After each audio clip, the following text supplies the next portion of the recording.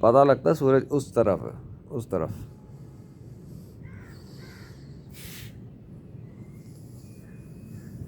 ये हुआ क्या था वैसे, बाय द वे? अब मिलना शुरू हो गया उधर, तो फिर खुला क्यों था? लो,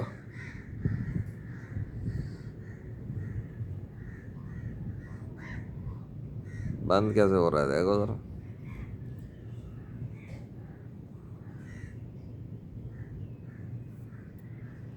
लोग गौर ही नहीं करते। चलो जी, आ गया फुटेज पे। बहरहाल सीन नोट कर लो। और दूसरी चीज़ कि कल का दिन ख़त्म, कल वाला सिस्टम ख़त्म। आज नया दिन, नई शुरुआत। देखते हैं कैसी होगी बरसात। अल्लाह अकबर। वैसे मीडिया वालों की तो चली नहीं, पूरी रात बारिश करने जा रहे थे।